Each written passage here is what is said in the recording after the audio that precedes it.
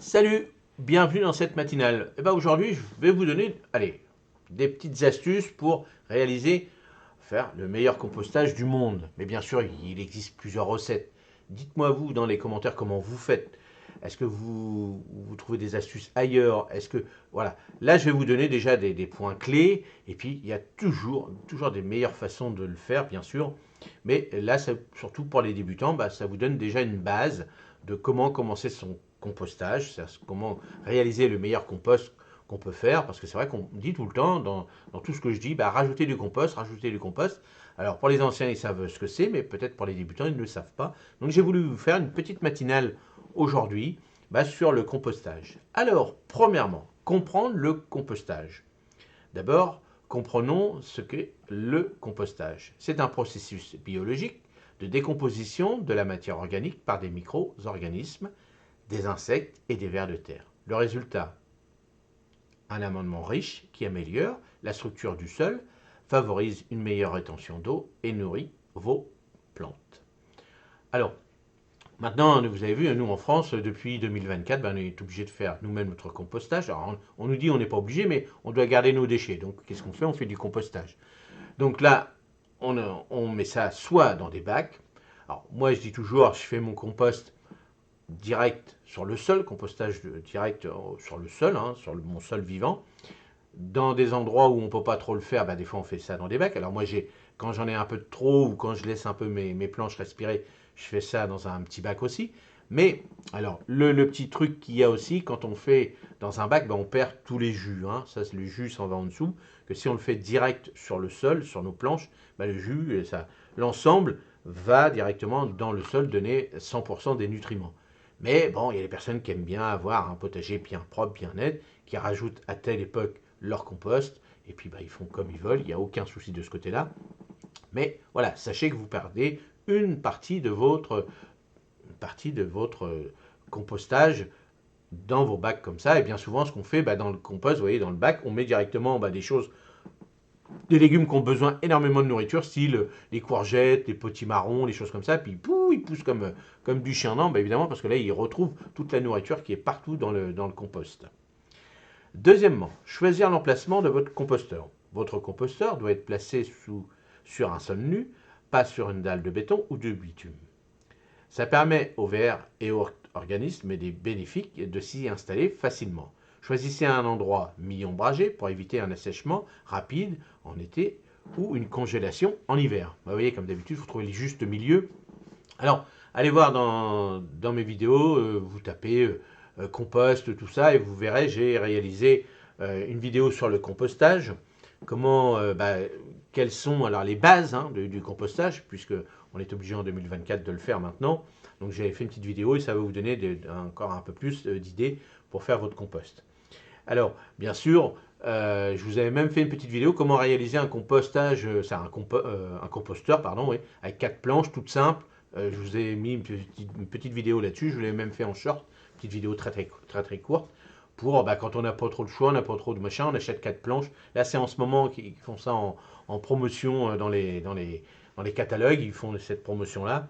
Et vous achetez ces 4 planches, ça vaut 10 balles les planches, je crois. Donc pour 40 balles, voire 50 si vous mettez un couvercle dessus. Et vous pouvez le déplacer en plus.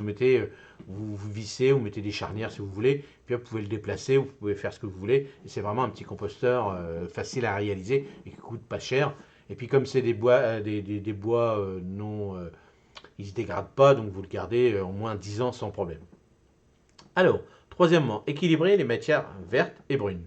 Pour un compost équilibré, mélangez les matières vertes riches en azote, comme les épluchures de légumes, le marc de café et l'herbe coupée, avec des matières brunes riches en carbone, comme les feuilles mortes, le carton, les branches broyées, un bon ratio, un tiers de vert pour 2 tiers de brun. Alors, on peut rajouter de la paille, on peut rajouter du foin.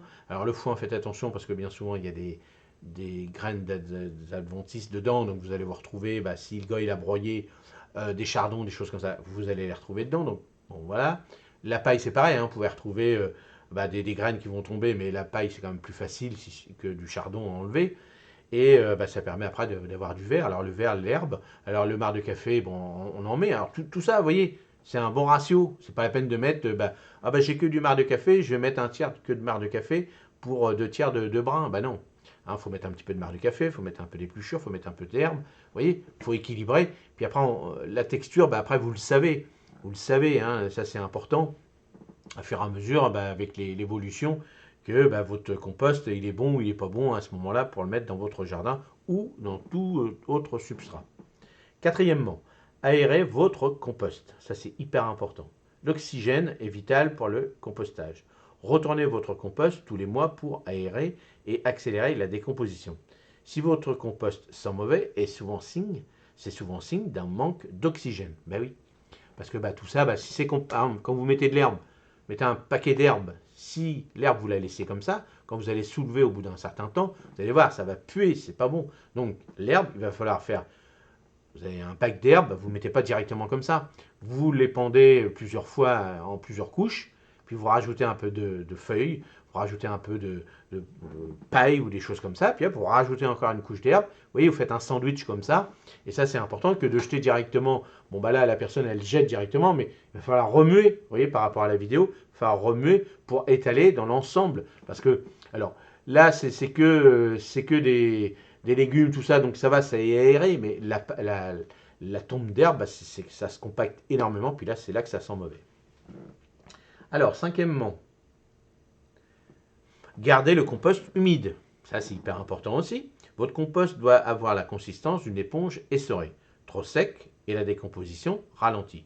Trop mouillé et vous créez un environnement anaérobique qui sent mauvais. C'est ce que je vous ai dit par rapport à l'herbe. Quand vous faites de l'herbe, c'est anaérobique, ça sent mauvais. Arrosez-le si nécessaire, surtout en été. Oui. Alors ce qui est bien aussi en été, on met un couvercle dessus. Donc ce que je vous ai dit par rapport au composteur, vous mettez une petite planche dessus. Alors l'avantage c'est que c'est aéré aussi. Ces planches, comme c'est des planches de terrasse, c'est aéré, ça ne ferme pas complètement le compostage. Mais voilà, ça permet de garder, surtout si vous n'avez pas trop de choix de le mettre en été dans un endroit où c'est vraiment chaud, et vous mettez un petit couvercle dessus et c'est comme ça qu'on ralentit la perte d'humidité. Sixièmement, savoir quand le compost est prêt. Votre compost est prêt quand il est sombre, homogène et sent bon la terre. Vous voyez, ça sent les champignons, ça sent la forêt, c'est là qu'on se dit il est bon. Cela peut prendre de 3 à 6 mois selon les conditions. Utilisez-le pour enrichir vos plates-bandes, vos pots et bien sûr votre potager. Mais oui, le mieux c'est une bonne année. Nous, quand on le fait directement sur nos plates-bandes, là il se débrouille, il fait son petit bonhomme de chemin. Vous, dans des bacs comme ça, voilà, une bonne année, comme ça vous êtes tranquille, vous l'avez bien aéré. Alors le mieux, le top de top, c'est d'avoir par exemple 2 bacs ou 3 bacs. Et puis en fonction des 3 bacs, vous savez que celui-ci il est en préparation. Celui-ci, le deuxième, il a 3-4 mois, il peut servir à tel ou tel plan. Et puis l'autre, il est vraiment bien décomposé. Et là, il peut servir à vos pots, à améliorer vos terreaux, tout ça. Ça, c'est important aussi. Mais ça, bien sûr, on le fait si on a vraiment beaucoup de place dans nos jardins. Des fois, on n'a pas le choix. Mais des fois, il existe. Vous avez vu des petits bacs, surtout maintenant avec la mode là, de 2024 où on est obligé de composter. Il existe 3 bacs, puis vous mélangez, puis après, au fur et à mesure, vous le faites. Et après, il existe aussi des petits bacs, c'est-à-dire vous mettez en haut, puis vous récupérez en bas le compost qui est prêt. Donc ça, c'est pas mal aussi. Donc, vous voyez, il y a plein de petites solutions comme ça. Bon, après, c'est un coût, bien sûr. Mais bon, voilà, il y a plein de choses. Alors, septièmement, l'erreur à éviter, évitez de mettre des viandes, des os, des produits laitiers et des mauvaises herbes en graines dans votre compost. Il attire les rongeurs et peuvent introduire des maladies dans votre jardin. Oui, parce que, alors, on peut en mettre, si vous avez un jardin, un grand jardin au fond et tout, puis que ça dérange personne, quelques morceaux de viande, des choses comme ça. Des os, si c'est des tout petits os, vous pouvez les réduire en poudre, parce que la poudre d'os, c'est très très bien aussi. Les produits laitiers, on peut en mettre, mais vous ne mettez pas une tonne non plus. Et comme je vous ai dit, pour le foin, évitez, parce que vous allez retrouver des mauvaises graines dedans. Alors après, ça dépend. Moi, par exemple, quand je retire les adventices de mes pots, je les mets directement dans ce compost là que j'ai fait sous mes petits arbres fruitiers, parce que là, je vais faire un composteur.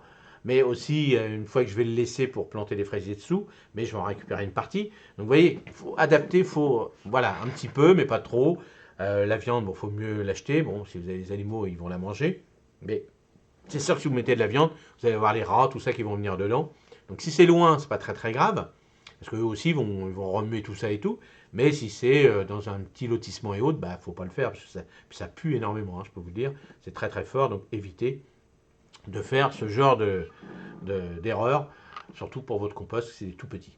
Allez, j'espère que bah, cette petite matinale vous a plu. Dites-moi vous comment vous faites, parce que vous voyez, je vous ai donné une base, mais il y a plein de recettes, plein de choses. Je sais qu'il y a même des vidéastes qui font eux-mêmes bah, des vidéos pour bien faire un quoi. C'est des recettes, hein, ils font des recettes. Donc bon, voilà, la recette de base, c'est du vert et du sec, on va dire, hein, du vert et des feuilles, du marron, hein, du vert et du marron, vous voyez, comme ça c'est plus simple à retenir. Et il faut équilibrer, je vous répète, un tiers de vert et deux tiers de brun. Comme ça évite que ça pue, que ça fermente. Et si vous faites déjà bien ça, c'est déjà une très bonne recette de base pour votre compost. Allez, dites-moi dans les commentaires ce que vous en pensez. Et puis, bah, si ça peut nous donner des petits conseils pour améliorer nos composts, allez-y, n'hésitez pas à nous donner des conseils pour toute la communauté. Merci et passez une bonne journée. Salut, merci.